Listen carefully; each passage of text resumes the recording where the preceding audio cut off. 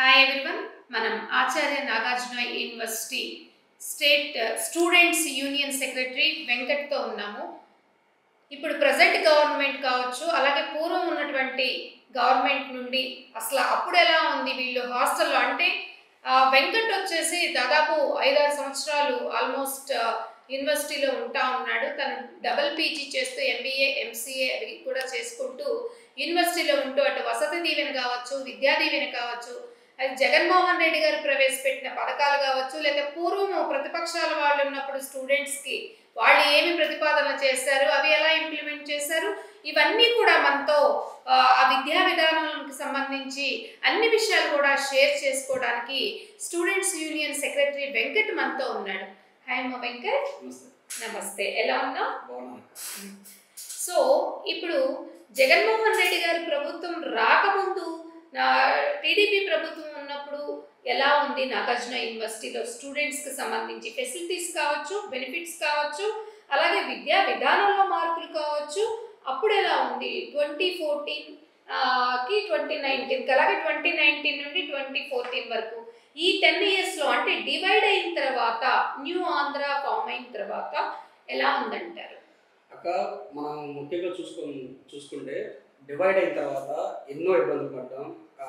ఎంతోమంది విద్యార్థులు కానీ భవిష్యత్తును కూడా తాకట్టు పెట్టి మన స్టేట్ డివైడ్ చేసేసారు. కానీ 2014 నుంచి 19 వరకు చూసుకుంటే విద్యా వ్యవస్థలో ఎటువంటి మార్పు అనేది రాలేదక్క. స్కూల్స్ చూసుకున్నా, యూనివర్సిటీలు చూసుకున్నా, ఎక్కడ వేసిన గొంగలు అక్కడే ఉంది. మన యూనివర్సిటీకి సంబంధించి 2014 to 19 2018లో నేను ఎంఏ జాయిన్ అయ్యాక 2018లో మాకు ఫీజు రీయింబర్స్మెంట్ అనేది వేయలేదక్క. 2018లో మాకు వేయలేదు. 2020 కోవిడ్ టైంలో ఐ థింక్ నాకు తెలిసి ఏప్రిల్ మే ఆ టైంలో 1700 కోట్లు పాత బకాయిలక్క. 32,000 64,000. నేను సర్టిఫికేట్ల కోసం పోతే ఏ ఇన్స్టిట్యూట్ అయినా, ఏ గవర్నమెంట్ ఇన్స్టిట్యూట్ అయినా, ఏ ప్రైవేట్ ఇన్స్టిట్యూట్ అయినా వాళ్ళకు ఉండే ఈక్వాలిటీస్ వాళ్ళకు ఉంటాయి.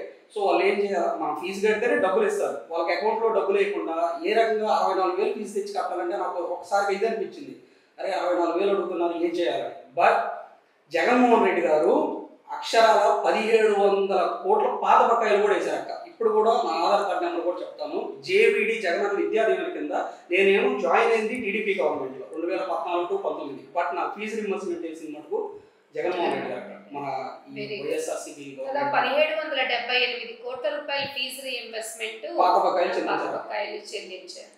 అదేవిధంగా ఇప్పుడు జగన్మోహన్ రెడ్డి గారు వచ్చిన తర్వాత ముఖ్యంగా స్టూడెంట్స్కి అటు విద్యా దీవెన కావచ్చు, వసతి దీవెన కావచ్చు, అలాగే విదేశీ విద్యా దీవెన కావచ్చు, ఇవన్నీ కూడా, అలాగే బైలింగ్యువల్ టెక్స్ట్ బుక్స్ తీసుకురావడం కావచ్చు, అలాగే రెనోవేషన్స్ నాడు నేడు కింద స్కూల్స్ రెనోవేషన్ కావచ్చు, అలాగే సిలబస్లో కూడా సెంట్రల్ సిలబస్, ఐబీ కరికులం, ఇవన్నీ కూడా పెనుమార్పులు చేస్తూ వస్తూ ఉన్నారు కదా. కాబట్టి ఇది ఇప్పుడు ఈ విద్యా విధానం ఎలా ఉందని చెప్పేసి స్టూడెంట్ సైకలాజికల్గా ఫీల్ అవుతారు. 100% ఈ విద్యా విధానం చాలా అద్భుతంగా ఉంది. ఏమని చెప్తానంటే, ఒకప్పుడు ఎవరైనా చదువుకోవాలంటే బీటెక్ కానీ ఇంకొక పై చదువులు చదువుకోవాలంటే కేవలం 35,000 రూపాయలు మాత్రమే గవర్నమెంట్ ఫీజు రీయింబర్స్మెంట్ అయింది. అది కూడా జగన్మోహన్ రెడ్డి గారు నాన్నగారు వైఎస్ రాజశేఖర రెడ్డి గారు ప్రవేశపెట్టిన పథకం. కానీ తర్వాత వచ్చిన గవర్నమెంట్ ఏవి కూడా పట్టించుకోలేదు. అంటే ఇప్పుడు 35,000 రూపాయలు ఫీజు, ఇప్పుడు నాకు మంచి సీట్ వచ్చి మంచి కాలేజీలో 90,000 రూపాయల సీట్ ఉంటే 35,000 రూపాయలు, 90,000లో 35,000 పోను, మిగిలిన 55,000 ఎంతమంది కట్టుకోవాలి. ఈ కట్టుకునే క్రమంలో ఎంత ఇబ్బందులు ఇంట్లో పడతారో 55,000 రూపాయలు తేవాలంటే నాకు తెలుసు. కానీ ఈ కష్టాలు ఇవన్నీ పాదయాత్రలో విని జగన్మోహన్ రెడ్డి గారు, అరే ఇప్పుడు పిల్లోడికి ఇంత అమౌంట్ కడుతున్నాం, ఏముంది ఇంకొద్దిగా అమౌంట్ కడితే ఇంకా బాగా చదువుకుంటాడు కదా అనే ఉద్దేశంతో ఎంత చదువైనా చదువుకోండి, ఎంత పెద్ద చదువైనా చదువుకోండి, మీ పూర్తి ఫీజు రీయింబర్స్మెంట్ నేను కడతానని ప్రతి పిల్లోడికి ఇవాళ 90,000 ఉంటే 90,000, కొన్ని యూనివర్సిటీలో 1,50,000 కూడా ఉంది. 1,50,000 ప్రైవేట్ యూనివర్సిటీలో ఎంసెట్ ద్వారా జాయిన్ అయ్యేది 30%, 1,50,000 కూడా 3 విడతలుగా 4 విడతలుగా గవర్నమెంటే చెల్లిస్తుంది. సో ఈ పీజీ స్టూడెంట్స్కి కానీ, బీటెక్ స్టూడెంట్స్కి కానీ, మిగిలిన యూజీ కోర్సులకు కానీ ఎంతో అద్భుతంగా ఈ పథకం అనేది ఉపయోగపడుతుంది. అది కాకుండా మేము ఇప్పుడు చాలా ఫీల్ అవుతాం అక్క. ఎందుకంటే ఒకప్పుడు స్కూల్స్ అనేవి చిన్నప్పుడు బాగా ఫెసిలిటీస్. నేను ఫస్ట్లో నన్ను గవర్నమెంట్ స్కూల్లో జాయిన్ చేస్తే తీసుకొని వెళ్తే అక్కడ నచ్చక నేను బడి కొన్నాళ్ళు ఒక 2 రోజులు 3 రోజులు పోను, కాకపోతే టీచర్స్ పిలిపించాలా వస్తామంటే ఏముంది రావడానికి అనే ఇది అనిపించింది. బట్ ఇవాళ నేను ఎంత ఇదిగా ఫీల్ అవుతున్నానంటే, అరే బాబు ఇంత మంచి ఎడ్యుకేషన్, క్వాలిటీ ఎడ్యుకేషన్ అండ్ మంచి ఇన్ఫ్రాస్ట్రక్చర్ కానీ ఇంకోటి కానీ ఆ రోజుల్లో ఎందుకు లేవు? ఆ రోజు ఒక పూట 2 పూటలు అన్నం తింటాం కనుక 2002 బీభత్సమైన కరువు, మామూలు కరువు కాదు. నేను చిన్నపిల్ల నాకు అంటే నాన్నలు చెప్తా ఉంటారు కదా, బీభత్సమైన కరువు. కొద్దిగా అన్నం తినడానికి కూడా వాళ్ళు ఒక పూట 2 పూటలు మానుకొని మాకు 3 పూటలు పెట్టేవారు. అలాంటిది ఒక నలుగురు ఉన్న ఫ్యామిలీలోనే అంత ఇదిగా పేరెంట్స్ కష్టపడుతుంటే, ఇంత 5 కోట్ల ఆంధ్రప్రదేశ్లో 40 లక్షల మంది పిల్లలు చదివిస్తా, పిల్లలకి మిడ్ డే మీల్స్ పెడతా, దాంట్లో కూడా ఎగ్ 3 రోజులు, రాగి మంచి న్యూట్రి అంటే ఇప్పుడు పౌష్టికాహారం ఉంటేనే కదా ముందు వెల్తీస్ వెళ్తున్నారు. సో ఇంత మంచి ఫుడ్ పెట్టి ఏసీఎం అక్క ఒక బూట్ పట్టుకొని క్వాలిటీ బాగుందా చెక్ చేసి అది వీళ్ళకి ఇవ్వచ్చా ఇవ్వకూడదా కాంట్రాక్ట్ అని చూసే ఒక సీఎం మన ఇండియాలో ఎక్కడ ఉన్నారు అక్క చెప్పండి. ముఖ్యంగా ఇంటర్నేషనల్ స్టాండర్డ్స్ తో ఇప్పుడు ఐబీ కరికులం కూడా అక్కడ ఇన్ఫ్రాస్ట్రక్చర్ ఎలా ఉంటుంది, అదర్ కంట్రీస్ లో యుఎస్ లో కావచ్చు, లండన్ లో కావచ్చు, మలేషియాలో కావచ్చు, అక్కడ స్కూల్లో ఇన్ఫ్రాస్ట్రక్చర్ ఎలా ఉంటుంది, క్లాస్ రూమ్స్ ఎలా ఉంటాయి, సిట్టింగ్ ఎలా ఉంటుంది, ఈవెన్ వాళ్ళు కూర్చునే పోస్చర్ కూడా, అంటే స్టూడెంట్ అంత టైం కూర్చొని రాయాలన్నా బోర్డు వైపు చూస్తూ అయితే చదవాలన్నా వాళ్ళకి బ్యాక్ ప్రెషర్ పడకుండా, అంటే ఆ మెజర్మెంట్స్ కూడా అంత పర్ఫెక్ట్గా ఆయన అంత పక్కాగా చూసి మరి కూడా అటు షూసే కదమ్మా, యూనిఫామ్, మంచి క్లాతింగ్, క్వాలిటీ క్లాత్ తో అట్లా అంతే బైలింగ్యువల్ టెక్స్ట్ బుక్స్, ఒకవైపు తెలుగు ఒకవైపు ఇంగ్లీష్, ఇంత ఇదిగా వచ్చేదైతే అసలు ఎవరు ఇవన్నీ హిస్టారికల్ మూమెంట్స్ అనుకోవాలి. ఒక్క విషయం, అసలుకి పిల్లలకు చేయాల్సిన పని కూడా సీఎం గారికి లేదు. ఎందుకంటే ఓటర్స్ కాదు, 18,000 లోపోలే పిల్లలందరూ. వాళ్ళకి ఇప్పుడు 40 లక్షల మందికి ఇన్ని వేల కోట్లు, 57,000 కోట్లు, 28,000 కోట్లు నాడు నేడు కింద ఇదంతా పెట్టాల్సిన పనుకోలేదు. బట్ సీఎం గారు అనుకునేది ఏంటంటే, పిల్లలకి ఇచ్చే మనం ఏకైక ఆస్తి చదువు మాత్రమే. ఒక పేదరికాన్ని దూరం చేయాలంటే చదువు మాత్రమే చేసిందట, అది ఇంకా ఏది చేయలేదు. ఎగ్జాక్ట్లీ. మోరోవర్ ఏంటంటే చదువు మీద ఇన్వెస్ట్మెంట్ ఎప్పుడైతే పెట్టామో మన రాష్ట్రాభివృద్ధికి మనం పెట్టుబడి పెట్టినట్లే. కాబట్టి ఏంటంటే చదువు మీద అంత మెయిన్ మోటోగా తీసుకొని, ముఖ్యంగా దాని మీద అన్ని రకాలైనటువంటి పెనుమార్పులు తీసుకురావడానికి కారణం ఏంటంటే, అది ముఖ్యంగా ఇప్పుడు గ్లోబల్ ఎడ్యుకేషన్ కూడా తీసుకొస్తున్నారు. గ్లోబల్ ఎడ్యుకేషన్ తీసుకొచ్చి దాదాపు మోర్ దెన్ 200 సబ్జెక్ట్స్ని ఆన్లైన్లో 50 యూనివర్సిటీస్లో 50 కంట్రీస్తో టైఅప్ పెట్టుకొని, మొన్న ఎంఓయూ కూడా అయింది ఎడెక్స్తో. సో అసలు స్టూడెంట్స్కి మామూలు సదుపాయాలు కాదు అది. ఇప్పుడు నేను అడుగుతుంది ఏంటంటే, ఇప్పుడు స్టూడెంట్స్కి ఈ విధంగా చేస్తూ ఉన్నప్పుడు, ఇప్పుడు పోస్ట్ గ్రాడ్యుయేషన్ కావచ్చు, గ్రాడ్యుయేషన్ కావచ్చు, ఫీజు ఎంత రీఎంబర్స్మెంట్ అవుతుంది అక్క? ఫీజు రీఎంబర్స్మెంట్ అనేది పోస్ట్ గ్రాడ్యుయేషన్లో ఒక్కొక్క కోర్సుకు ఒక్కొక్కలాగా ఉంటుంది అక్క. ఇప్పుడు సపోజ్ ఎంసీఏకి 33,000 32,000 ఉంటుంది, బయోకెమిస్ట్రీకి ఒకలాగా ఉంటుంది, బయోటెక్నాలజీకి ఒకలాగా ఉంటుంది, ఎంబీఏకి ఒకలాగా ఉంటుంది.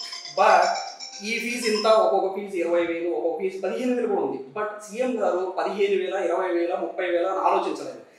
ఎవరికి ఏ చదువుకోవాలి మీరు చదువుకోండి, ఆ ఫీజు ఎంతైతే మీరు వదిలేయండి, నేను కడతాను, మీరు చదువుకోండి. 100% ఫీజు రీంబర్స్మెంట్ నేను ఇస్తాను, మీరు చదువుకోండి అనే ఒకే ఒక మాట చెప్పాక, దీంతో పిల్లలు అది కూడా కాకుండా వసతి దీవెన. ఒకప్పుడు ఓకే ఫీజు కడుతున్నారు గవర్నమెంట్ 35,000 ఎంత కడుతుంది, చదువుకున్నారు. బట్ వైఎస్ జగన్మోహన్ రెడ్డి గారు సీఎం అయిన తర్వాత వసతి దీవెన అని 20,000 రూపాయల డబ్బులు కూడా హాస్టల్లో ఉండే వాళ్ళకి కూడా ఇస్తున్నారు అక్క. ఇప్పుడు నాగార్జున యూనివర్సిటీలో పాకెట్ మనీ ఏం కాదక్క. ఇప్పుడు నాగార్జున యూనివర్సిటీలో ఉండాలంటే యావరేజ్ నెలకి 2,100 పేమెంట్, 2,100 2,000 అవుతుంది రెంట్. ఫుడ్కేనక్క, బిల్డింగ్ కి రెంట్ తీసుకోరు, ఫుడ్కి మెయింటెనెన్స్ కి. ఆ 2,000 కూడా 10 నెలలు ఇంటూ 20,000 మటుకు గవర్నమెంట్ వాళ్ళ అకౌంట్లోనే వేసేస్తున్నాక అవి తెచ్చి ఇక్కడ ఫీజు కట్టేస్తున్నారు. సో ఇంట్లో వాళ్ళకి అనేది అసలు భారమే లేదక్క. ఇంకా స్కూల్ ఎడ్యుకేషన్ చూసుకున్నట్టయితే రీసెంట్గా ఐబీ కరికులం కూడా తీసుకొస్తున్నారు. ఇప్పుడు నేను చెప్పేది ఏంటంటే, ఈ ఇంటర్వ్యూ ద్వారా ప్రతి పేద మహిళ వాళ్ళ బిడ్డలు చదివించుకోవాలనుకున్న మహిళ ఇప్పుడు 4 లక్షలు 3 లక్షలు ఎఫర్ట్ చేయలేము. ఇప్పుడు ఐబీ అనేది మన గుంటూరు విజయవాడలో కూడా ఐబీ కరికులం అనేది మెయిన్ స్కూల్స్లో కూడా లేవు. అలాంటిది రాబోయే 1 ఇయర్లోనే next maybe June IB curriculum అనేది స్టార్ట్ చేస్తున్నారక్క. ఈ ఐబీ కరికులం కానీ స్టార్ట్ చేసి 4000 స్కూల్లో కానీ ఫస్ట్ ఇంప్లిమెంట్ కానీ చేస్తే 100% మన పిల్లలు ఇంటర్నేషనల్ లెవెల్లో కూడా రాణిస్తారక్క. ఇంటర్నేషనల్ లెవెల్లో రాణించారు అంటే మనకి మన ఏపీకి ఉపయోగం, మన ఏపీ ట్యాక్స్ కానీ ఏదైనా జీడిపి గ్రోత్ కానీ మన ఏపీకి ఉపయోగం. అంతేగాని నేను నిరుద్యోగ వృత్తి 2000 ఇస్తాను, 1500 ఇస్తాను, ఏం ఉపయోగం? 1500 2000 నిరుద్యోగ వృత్తి ఇస్తే ఎప్పుడైనా స్టూడెంట్ అనేది ఎలా ఉండాలి అంటే, సపోజ్ ఒక పోస్ట్ గ్రాడ్యుయేట్ స్టూడెంట్ గనక అది పీజీ చేసి బయటకు వచ్చాడంటే ఆల్ ద వే అతని థింకింగ్ ఎలా ఉండాలి అంటే, మనకి జాబ్ రాలేదని కాదు, how to create a job, ఆ వే ఆఫ్ థింకింగ్ లో మార్పు రావాలి. మనం జాబ్ని ఎలా క్రియేట్ చేయగలం ఆ వేలో థింక్ చేస్తే మాత్రమే ఇవాళ రోజున జగన్మోహన్ రెడ్డి గారు ఆలోచన విధానానికి స్టూడెంట్స్ ఆలోచన విధానానికి ఆ కంపాటబిలిటీ అవుతుంది. దాన్ని పట్టేసుకుని మన ఆంధ్ర రాష్ట్ర భవిష్యత్తు కావచ్చు, డెవలప్మెంట్ కావచ్చు ఆధారపడి ఉంది అని చెప్పేసి ఈ ప్రేక్షకులందరికీ కూడా తెలుసుకోవాల్సిన అవసరం ఎంతైనా ఉంది. ఆ తర్వాత వైద్యానికి తీసుకురండి. ఇప్పుడు మనకి ఆంధ్ర రాష్ట్రంలో ఇప్పుడు జగన్మోహన్ రెడ్డి గారు వచ్చిన తర్వాత విద్య, వైద్యము ఇలా మౌలిక సదుపాయాలు ఎన్నో చేస్తూ వచ్చారు. అలాగే ఇప్పుడు వైద్యంలో కూడా ఎన్నో హిస్టారికల్ మూమెంట్స్ తీసుకొచ్చారు. దాని గురించి మీరు వైద్యం గురించి నేను ఫస్ట్గా మాట్లాడాలంటే, మనం ఈ గవర్నమెంట్ వచ్చిన తర్వాత కోవిడ్ వల్ల చాలామంది చాలా ఇబ్బంది పడి ఆస్తులు కూడా, అంటే ఇంట్లో డబ్బులు లేక చాలా ఇబ్బంది పడ్డారు. మన ఇండియాలో ఆరోగ్యశ్రీలో కోవిడ్ని తీసుకొచ్చిన ఏకైక గవర్నమెంట్ ఏదైనా ఉందంటే మన ఏపీ గవర్నమెంట్. మీరు ఏ ప్రైవేట్ హాస్పిటల్ అయినా ట్రీట్మెంట్ చేయించుకోండి, నో ప్రాబ్లం. మేము రీఎంబర్స్మెంట్ అనేది మేము చేస్తాం, ఆరోగ్యశ్రీ ద్వారా మేము చేస్తామని చెప్పిన గవర్నమెంట్ ఏకైక గవర్నమెంట్ వైఎస్ జగన్మోహన్ రెడ్డి గారి గవర్నమెంట్. అండ్ విలేజ్ హెల్త్ క్లినిక్లు 10,000 హెల్త్ క్లినిక్లు కట్టారు, టెలిమెడిసిన్ పెట్టారు. కోవిడ్ టైంలో బయటికి వెళ్ళాక ఇబ్బంది పడే వాళ్ళకి టెలిమెడిసిన్ కూడా మేము ఆన్లైన్ వీడియో ద్వారా కూడా ఏ మందులు వేసుకోవాలో ఎలా కూడా డాక్టర్ ద్వారా సర్టిఫైడ్ డాక్టర్స్ ద్వారా అనేది కూడా ఈ గవర్నమెంట్ చేసింది. సో ఇప్పుడు జగనన్న గవర్నమెంట్ వచ్చిన తర్వాత ఒక విలేజ్ క్లినిక్స్ కావచ్చు, అర్బన్ క్లినిక్స్ కావచ్చు, అలాగే మనము ఒక సురక్ష హెల్త్ కార్డ్స్, సురక్ష ప్రోగ్రామ్ ద్వారా ఏంటంటే హెల్త్ కార్డ్స్ ఇష్యూ చేయడం కావచ్చు, అలాగే ఆరోగ్యశ్రీని కూడా 5 to 25 lakhs పెంచడం కావచ్చు, ఇవన్నీ కూడా పెనుమార్పులు అనే చెప్పుకోవాలి. ఒక ఫ్యామిలీ డాక్టర్ కాన్సెప్ట్ని, ఇంటి వద్దకే వైద్యం అనే కాన్సెప్ట్ని కూడా తీసుకొచ్చి ప్రతిదీ కూడా ముఖ్యంగా ఏవైతే వాళ్ళకి పేషెంట్కి అవసరమైనటువంటి మెడిసిన్ ఉంటుందో ఒక మంచి క్వాలిటీ ఉన్నటువంటి మెడిసిన్ని కూడా డైరెక్ట్గా కంపెనీ మ్యానుఫ్యాక్చరర్స్తో టైఅప్ పెట్టుకొని వాళ్ళ రోజున మెడిసిన్స్ కూడా గడప వద్దకే పంపిస్తున్నటువంటి ప్రభుత్వం జగనన్న ప్రభుత్వం అని చెప్పుకోవడంలో ఎలాంటి సందేహం లేదమ్మా. అలాగే ఇప్పుడు ఇవాళ రోజున మహిళా సాధికారత అని చెప్పేసి ఇటు స్టూడెంట్స్ని కావచ్చు, మహిళల్ని కావచ్చు ఎన్నో రకాలుగా ప్రోత్సహిస్తున్నటువంటి పరిస్థితి మనం చూస్తూనే ఉన్నాము. కాబట్టి ఏంటంటే ఇప్పుడు మహిళల గురించి మీరు ఏం చెప్తారంటే, స్టూడెంట్స్ కావచ్చు, ఇక్కడ మీ యూనివర్సిటీలో గర్ల్స్ స్టూడెంట్స్ ఉంటారు కదా, సో వాళ్ళ గురించి ఇప్పుడు యాజ్ ఎ స్టూడెంట్గా గర్ల్స్ స్టూడెంట్స్ గురించి జగన్మోహన్ రెడ్డి గారు తీసుకొచ్చిన వాటి వల్ల ఏ విధంగా వాళ్ళు బెనిఫిట్ అవుతున్నారో ఏమైనా చెప్పగలరా? అక్క, కంపల్సరీగా ఈ జగన్మోహన్ రెడ్డి గారి ప్రభుత్వం మహిళల పక్షపాతం చెప్పుకోవడానికి ఎటువంటి అనుమానం లేదు. ఎందుకంటే ప్రతి దాంట్లో మహిళలకి ముందు పెద్దపీట వేశారక్క. ఎందుకంటే ఏ అకౌంట్లో డీబీటీ ద్వారా ట్రాన్సాక్షన్ అవ్వాలని కూడా ఇంటి పెద్దన మహిళగానే చేశారు. కావాలంటే మీరు ఆరోగ్యశ్రీ కార్డు తీసుకున్నా కూడా ఫస్ట్ ఉండే పెద్ద పేరేంటి, ఇంటి పెద్ద పేరేంటి అంటే మహిళ పేరే. ఎందుకంటే మహిళలు ఇల్లుని మంచిగా చక్కబెడతారు, సో వాళ్ళు మంచిగా చూసుకోగలరు అనే కాన్సెప్ట్ పాతకాలంలో ఉండేది. కానీ జగన్మోహన్ రెడ్డి గారు వచ్చిన తర్వాత దాన్ని ఇంకా విస్తృతంగా చేసి ఎంతోమంది మహిళల్ని అభివృద్ధి కూడా తోడ్పాటు అందించారు. వైఎస్ఆర్ చేయూత అయితే ఏమండి, డ్వాక్రా రుణమాఫీ అయితే కానివ్వండి, వాళ్ళ సొంత కాళ్ళ మీద నిలబడటానికి మటుకు ఈ గవర్నమెంట్ చాలా హెల్ప్ చేసింది. స్టూడెంట్స్ కూడా ఎన్నో రకాలుగా ఫీజు రీయింబర్స్మెంట్ ద్వారా అయితే కానీ, లేకపోతే స్థానికంగా రిజర్వేషన్స్ ఇవ్వడం అయితే కానీ, ఉద్యోగాల్లో కానీ ఎంతో చక్కగా ఎంతో ప్రోత్సాహంగా ముందు మహిళలు మీరు రండి, మీకు ఏపీ స్టేట్ అనేది సెక్యూరిటీ దిశ యాక్ట్ అయితే కానివ్వండి, సెక్యూరిటీగా మేము కల్పిస్తాము, మీరు చదువుకోండి, మీరు జాబులు చేయండి, ఉద్యోగాలు చేయండి, ఏమైనా చేయండి, మేము అండగా ఉంటామని గవర్నమెంట్ చెప్పింది. అలాగే ఇప్పుడు మనము మౌలిక సదుపాయాలు, ఇన్ఫ్రాస్ట్రక్చర్ డెవలప్మెంట్ తీసుకుంటే ఎన్ని రకాలుగా అభివృద్ధి జరిగిందో మీకు తెలుసు. కాబట్టి ఏంటంటే ఒక యువత, ఒక స్టూడెంట్గా ఉన్నటువంటి మీరు ఈ ఈ మౌలిక సదుపాయాలు కావచ్చు, అంటే లైక్ మీకు పోర్ట్స్ కావచ్చు, ఫిషింగ్ హార్బర్స్ కావచ్చు, ఇంటర్నేషనల్ ఎయిర్పోర్ట్స్ కావచ్చు, అలా ఇప్పుడు ప్రతిదీ కూడా ఒక మూమెంట్ అని చెప్పేసి అనుకోవాలి. అలాగే ప్రాజెక్ట్స్, నీటిపారుదల ప్రాజెక్ట్స్ కావచ్చు, ఎన్నో తీసుకొచ్చారు. ఇవన్నీ జరుగుతున్న క్రమంలో ఏదో మనకి ఫ్రూట్స్ ఈజీగా వచ్చేసింది అని చెప్పేసి అనుకుంటున్నారా? ఆ ఫ్రూట్స్ రావాలి అంటే వెనక ఎంత గ్రౌండ్ వర్క్ ఉండాలి ఏంటి అని చెప్పేసి స్టూడెంట్స్ అందరూ కూడా ముఖ్యంగా ఆలోచించాల్సిన అవసరం ఎంతైనా ఉంది. యాజ్ ఎ స్టూడెంట్ యూనియన్ లీడర్గా మీరేం చెప్తారు? అక్క, మా స్టూడెంట్ తరఫున నేను ఒకటే చెప్పగలుగుతున్నాను. 2014 నుంచి 19 వరకు డెవలప్మెంట్ అంటే వాళ్ళ దృష్టిలో ఏంటంటే రోడ్లు వేయటం, 2 స్ట్రీట్ లైట్లు వేయటం, 1 లక్ష రూపాయలు బిల్లు పెట్టుకోవడం, ఇదే డెవలప్మెంట్. ఇంకా రెండోది ఏమి ఉండదు. రోడ్లు వేస్తే చంద్రబాబు నాయుడు రోడ్లు వేస్తారు, okay, very good. But development అంటే అది కాదక్క. నిన్నటి కంటే ఇవాళ మనం ఎలా ఉన్నాం, మంచిగా ఉన్నామా లేదా, ఇది డెవలప్మెంట్ అంటే. ఒకప్పుడు ఒక రైతు భరోసా కేంద్రానికి, ఒక మండలానికి వెళ్ళి శనగలు కానీ ఇంకోటి కానీ, ఎందుకంటే నేను రైతు ఫ్యామిలీ కాబట్టి రైతు గురించి ఎంత కష్టం పడతారో నాకు తెలుసు. ఒక శనగల బస్తా తెచ్చుకోవడానికి సబ్సిడీ కింద మండల కేంద్రంలో నైట్ నిద్ర లేకుండా అక్కడ పడుకొని ఉంటే మన టోకెన్ వచ్చేవరకు తెల్లారి ఎప్పుడో వచ్చేది. కానీ ఈ గవర్నమెంట్ వచ్చిన తర్వాత ఆర్బీకే ద్వారా ఇన్ఫ్రాస్ట్రక్చర్ డెవలప్ చేసి ప్రతి పంచాయతీకి ఆర్బీకే పెట్టి మనం అసలు వెళ్ళాల్సిన పని లేదు. అక్కడ ఏఓ గారే ఫోన్ చేసి, విలేజ్ అసిస్టెంట్ ఫోన్ చేసి, అన్న మీది ఇలా వచ్చింది సబ్సిడీ కింద, సో మీరు వచ్చి తీసుకోనని సింగిల్ వార్డ్. సో పాలన అనేది మన దగ్గరికి సౌలభ్యంగా తీసుకురావడం డెవలప్మెంట్, అంతేగాని రోడ్లు వేయడం డెవలప్మెంట్. రోడ్లు అంటున్నారు, లాస్ట్ గవర్నమెంట్ కంటే ఈ గవర్నమెంట్ రోడ్లు 40% ఎక్స్ట్రా రోడ్లు వేసింది, అది అందరూ గమనించాలి. అది మరీ ముఖ్యంగా ఇప్పుడు సచివాలయ వ్యవస్థ గురించి మీరు ఏం చెప్తారు?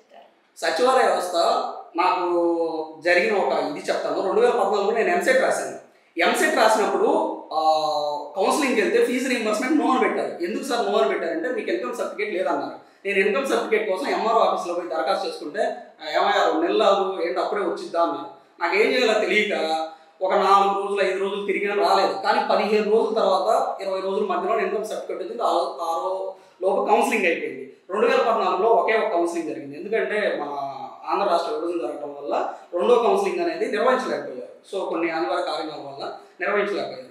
సో ఈ గవర్నమెంట్ వచ్చిన తర్వాత ఇన్కమ్ కానీ క్యాస్ట్ కానీ ఇంకొక ఏ సర్టిఫికేట్ అయినా మీరు పెట్టుకోండి, వితిన్ 24 to 72 అవర్స్ మీరు అప్లికేషన్ పెట్టుకున్న 24 to 72 మీ ఇంటి పక్కనే ఉంటుందండి. సచివాలయం కూడా మీ ఇంటి పక్కన కొద్దిగా ఒక 100 మీటర్స్ దూరంలోనే ఉంటుంది. వెంటనే సర్టిఫికేట్ కూడా మీకు వచ్చిందని కాల్ చేస్తారు, సర్టిఫికేట్ తీసుకోమని. ఎంతో అసలుకి చాలా హ్యాపీ అనిపించింది. మొన్న రీసెంట్గా పీజీ అప్పుడు సర్టిఫికేట్ తెచ్చుకుంటుంటే చాలా హ్యాపీ అనిపించింది.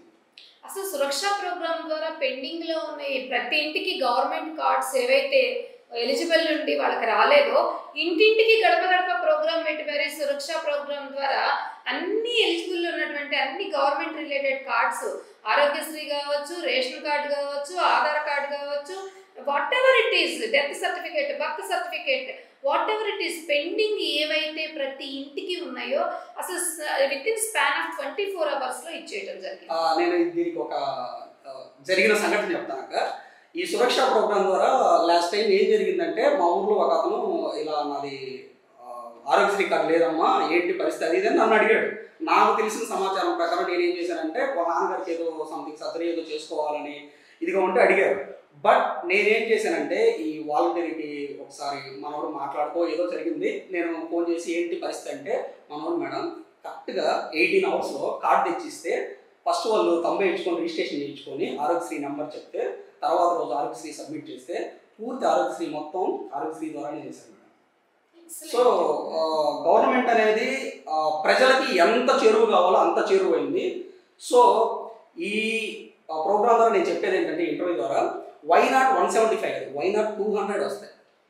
ఎందుకంటే 25 ఎంపీ సీట్లు కూడా కలుపుకొని వై నాట్ 200 వస్తాయి. కాబట్టి వాళ్ళకి వచ్చిన యువత అంతా, స్టూడెంట్స్ అంతా జగన్మోహన్ రెడ్డి గారికి సపోర్టర్స్ అనుకోవచ్చా? ఇప్పుడు ఏ గవర్నమెంట్ అయినా మన ఫ్యామిలీలో 5 ఉంటే 4 3 మాత్రమే సాటిస్ఫై చేయగలరు. అందరం ఒక తాటి మీద తీసుకురావడానికి ఎవరి వల్ల కాదు, ఇంకొకలాగా ఉంటారు. అలాంటిది 5 కోట్ల ఆంధ్రప్రదేశ్లో అందరం ఒక తాటి మీద తీసుకురావడానికి ఎవరికి సాధ్యం కాదు. బట్ 90% ఆఫ్ యువత సీఎం గారు వైఎస్ జగన్మోహన్ రెడ్డి అంటే ఉంటారు. చివరిగా ఒక క్వశ్చన్ వెంకట్, అసలు వై నాట్ 175 అని చెప్పేసి అంటా ఉంటే మీరు 200 అని చెప్పన్నారు అంటే మిగిలిన పోటీకి వస్తున్నటువంటి వారు ఒక్క సీటు కూడా గెలుచుకోలేరని చెప్పేసి మీ ధీమానా, లేకపోతే అసలు కంటెస్ట్ చేయడానికే రారు అని చెప్పేసి మీరు భావిస్తున్నారా? పోటీ చేసిన సునామీలో కొట్టుకొని పోతారని నా ధీమా. ఎందుకంటే లాస్ట్ టైం పవన్ కళ్యాణ్ గారు 2 సార్లు పోటీ చేశారు, ఓడిపోయారు. పెద్ద పెద్ద మహానుభావులే ఓడిపోయారు మేడం. వీళ్ళంతా అంటే పక్కాగా 175 కొడతారంటారా అన్ని నియోజకవర్గాలు? పక్కాగా 200 కొట్టబోతున్నాం పక్కాగా. ఎందుకంటే రేపు పోలసపై వెలుగడ ప్రాజెక్ట్ కూడా మా ప్రకాశం జిల్లాకి ఎంతో ప్రతిష్టాత్మకమైన ప్రాజెక్ట్. అది కూడా సీఎం గారు 2019-18లో పాదయాత్ర చేసేటప్పుడు 19 ఎలక్షన్కి వెళ్ళే ముందు కంపల్సరీగా ఈ ప్రాజెక్ట్ ఓపెన్ చేసి ఓట్లు అడుగుతానన్నారు. సో అది కూడా ఒక 4-5 రోజుల్లో కూడా ఓపెన్ చేయబోతున్నారు. అక్కడ ఫ్లోరైడ్ సమస్య బాధితులు పడే ప్రతి కుటుంబానికి ప్రతి పీపుల్ కూడా చాలా హెల్ప్ఫుల్గా ఉంటుంది. ఆ ప్రాజెక్ట్ కూడా ఓపెన్ అవుతుంది. ఓకే, సో ఫైనల్గా ఒక క్వశ్చన్ వెంకట్, ఇప్పుడు పోస్ట్ ఎలక్షన్స్ అంటే ఎలక్షన్స్ అయిన తర్వాత మీరు ఏమైనా వచ్చేటువంటి గవర్నమెంట్కి ఏమైనా మీ స్టూడెంట్స్ తరపు నుండి మీరు ఏమైనా ఎక్స్పెక్ట్ చేస్తున్నారా, లేదా ఇప్పుడున్న దానికి ఇంకా ఏమైనా ఫీడ్బ్యాక్ కావచ్చు, సజెషన్స్ కావచ్చు మీ వైపు నుండి ఉన్నాయా? మా స్టూడెంట్ యూనియన్ తరఫున అయితే సజెషన్ అక్క, కోవిడ్ వల్ల 2 సంవత్సరాలు చాలా ఇబ్బంది పడ్డప్పుడు జాబ్ నోటిఫికేషన్ అనేది ఒక 2 ఇయర్స్ మటుకు డిలే అయ్యాయి. అది వాస్తవం, ఎవరైనా ఒప్పుకోవాల్సింది. ఎందుకంటే కోవిడ్ టైంలో మనం పక్కింట్లో మాట్లాడుకోవాలంటే కష్టంగా ఉంది. అలాంటి జాబ్ నోటిఫికేషన్ వేసి పిల్లలు చక్క కూర్చోబెట్టి ఎగ్జామ్స్ రాయించి వాళ్ళకి ఈవెంట్స్ పెట్టి లేకపోతే ఇంకోటి అంటే చాలా కష్టమైంది.